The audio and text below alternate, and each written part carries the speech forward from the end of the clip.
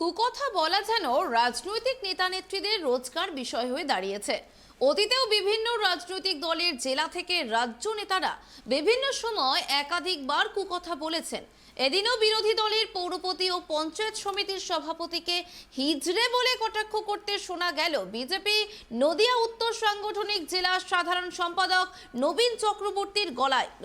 নদিয়ার নবদ্বীপ বিধানসভা এলাকায় প্রধানমন্ত্রী আবাস যোজনায় ব্যাপক দুর্নীতি, 100 দিনের কাজের মঞ্জুরি নিয়ে দুর্নীতি, গরিব মানুষের বিভিন্ন ভাতা নিয়ে দুর্নীতি সহ একাধিক দাবিতে এরাজ্যে তৃণমূলের সরকারের বিরুদ্ধে বিক্ষোভ দেখান বিজেপি। একের পর এক দুর্নীতি, বিজেপি নেতা ও কর্মীদের বিরুদ্ধে মিথ্যে মামলায় ফাঁসানোর চেষ্টার প্রতিবাদে ভারতীয় জনতা পার্টি নবদ্বীপ বিডিও অফিসে গণডেপুটেশন ও বিক্ষোভ সভার আয়োজন করে। এদিনের এই কর্মসূচিতে উপস্থিত ছিলেন বিজেপির নদিয়া উত্তর সাংগঠনিক জেলা সভাপতি অর্জুন বিশ্বাস, বিজেপির রাজ্য কমিটির নেতা গোপাল রায়, নদিয়া জেলা উত্তরের সাধারণ সম্পাদক নবীন চক্রবর্তী, রাজ্য মহিলা মোর্চার সাধারণ সম্পাদিকা অপর্ণা নন্দী সহ পার্টির বিভিন্ন নেতৃবৃন্দ ও কর্মী সমর্থকবৃন্দ। এদিনের এই বিক্ষোভ সভায় বক্তব্যে নবীন চক্রবর্তী বলেন, রাজ্যে আসন্ন পঞ্চায়েত নির্বাচনে তৃণমূল বিভিন্ন এলাকায় গণ্ডগোল সৃষ্টি করতে এখন থেকেই বোম পিস্তল জড়ো করছে। আজকে আপনাদের কর্মসূচিটা কি ছিল? ভারতীয় জনতা পার্টি নবদ্বীপ ব্লক কমিটির পক্ষ থেকে আমরা একটা স্মারকলিপি দিলাম। মূল দাবি, যারা গরিব মানুষ, যাদের মাথার উপর ছাদ নেই, তাদেরকে অবিলম্বে তদন্ত করে তাদেরকে ছাদ বানিয়ে দিতে হবে প্রধানমন্ত্রীর আবাস যোজনা এই প্রকল্পে। এটাই আমাদের দাবি। এবং পাকা বাড়ি যারা অবৈধভাবে পেয়েছে তাদের টাকা ফেরত এবং তদন্ত করে তাদের চিহ্নিত করার জন্য মাননীয় সমষ্টি উন্নয়ন আধিকারিকের কাছে আমরা আমাদের স্মারকলিপিটা পেশ করলাম।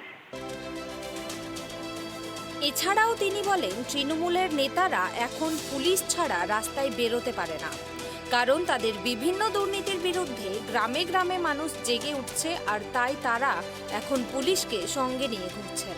এই প্রসঙ্গে নবদ্বীপের পৌরপতি বিমান কৃষ্ণ সাহা ও পঞ্চায়েত সমিতির সভাপতি তাপস ঘোষকে তিনি হিজড়ে বলেও কটাক্ষ করে বলেন, উনাদের সাধারণ মানুষের সামনে দাঁড়িয়ে কথা বলার সাহস নেই। উনি আমাদের কথাটা খুব মনোযোগ সহকারে শুনেছেন। আমাদের অ্যাপ্লিকেশান প্রায় 2000-এর উপর অ্যাপ্লিকেশান আমরা জমা দিয়েছি, যাদের কাঁচা বাড়ি, যাদেরকে বঞ্চিত করা হয়েছে। তিনি বলেছেন তদন্ত সাপেক্ষে আমি এগুলো প্রপার ওয়েতে যারা লিস্টেড হওয়ার মতো তাদের নিশ্চয়ই লিস্টেড হবে সরকারি নিয়ম মেনে। আর যারা পাকা বাড়ি আছে সেই বিষয়টাও আমি দেখব তদন্ত করে। যারা অবৈধভাবে বাড়ি পেয়েছে তাদেরকেও চিহ্নিত করার জন্য আমার করণীয় আমি সবটাই করব।